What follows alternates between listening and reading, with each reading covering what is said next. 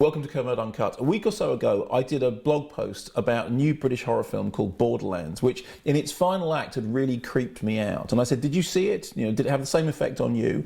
And what really gets under your skin in terms of horror movies? Loads of responses to this. Many people saying, yeah, the final act of Borderlands really bothered them. Some people saying, well, it's just a found footage movie.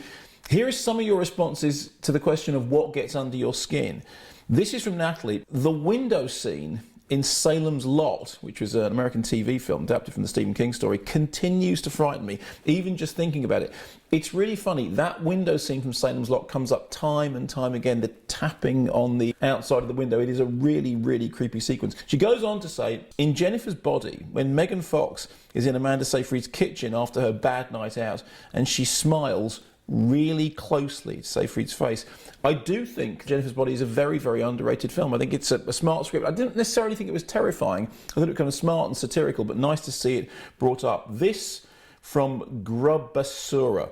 I was very satisfied by the Borderlands. Not since Exorcist 3 have I felt so nervous watching a film. On a minuscule budget, they've made a film that really got to me. I'm a huge horror fan. I loved it. Please don't be put off seeing it because it's a found footage film. For once, the camera work is not obtrusive and migraine-inducing like Paranormal Activity or Devil's Due. It's terrific.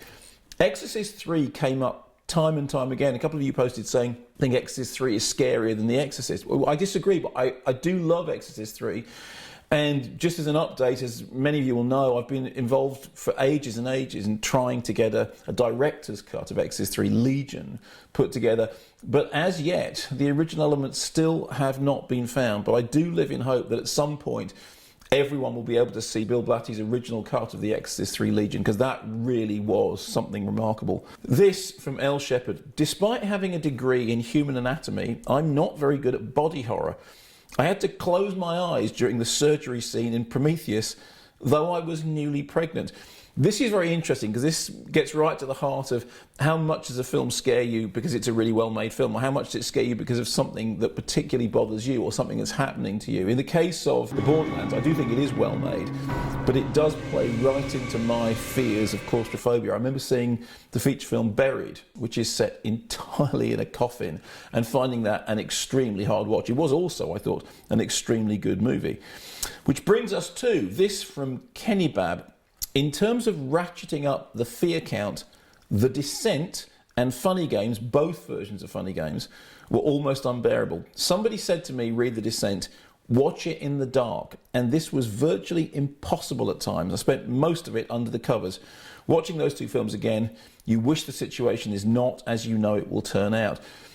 The first time I saw The Descent, a really terrifically brilliant, very, very claustrophobic movie, I remember being completely panic-stricken by that sense of enclosure.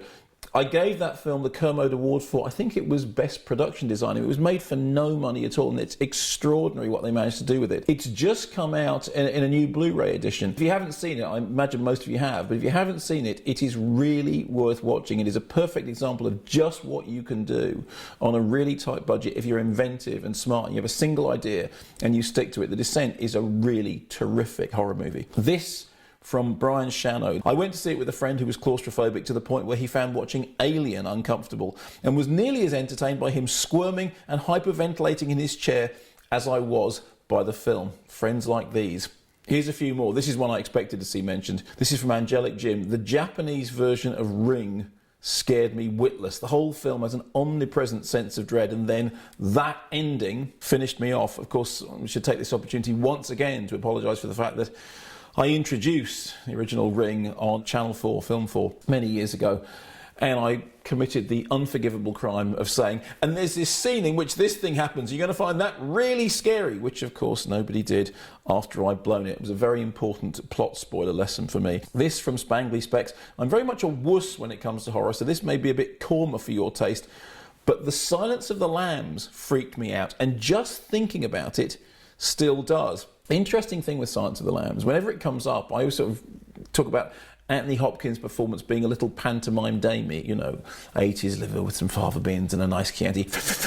I always say, well, actually, if you want a really, really scary Hannibal Lecter, the person you really want is Brian Cox in Manhunter, the Michael Mann film. Just the other week, as I was involved in a screening of Sorcerer, the William Friedkin film, I was talking to William Friedkin, and just coincidentally, the subject of Manhunter came up. And William Friedkin told me that when he was initially putting Manhunter together, Michael Mann got in touch with William Friedkin and said, I want you to be involved. And Friedkin said, well, how? You're directing the film. He said, no, I want you to be in it. I want you to play Hannibal Lecter. Friedkin said he was very worried about what that meant about their relationship.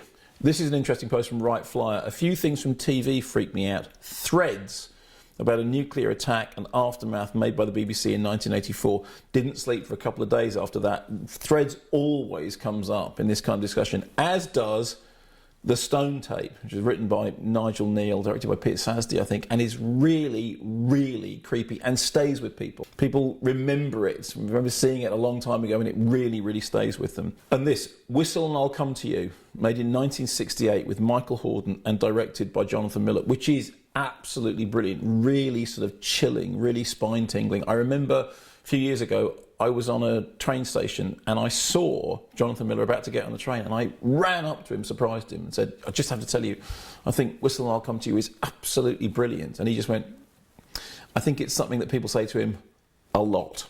Just a few more of these. I mean, there were so many responses. This is from Daisy, I like this. I've not seen Borderlands, but Audition is the most unsettling film I've ever seen. You just don't have a clue what's going on half the time. And it also goes from sort of normal to just completely bizarre. As I've said before, I first saw that at the Edinburgh Film Festival, 10 o'clock in the morning. Went with a friend, a colleague. Neither of us had any idea what the film was about. In fact, for the first 20 minutes, we thought it was a kind of, strange, offbeat romantic comedy. And then the thing with the bag happens and everything changes, and it really, really scared the life out of us. It was brilliant. This from Hush. The last horror movie that really affected me was Martyrs.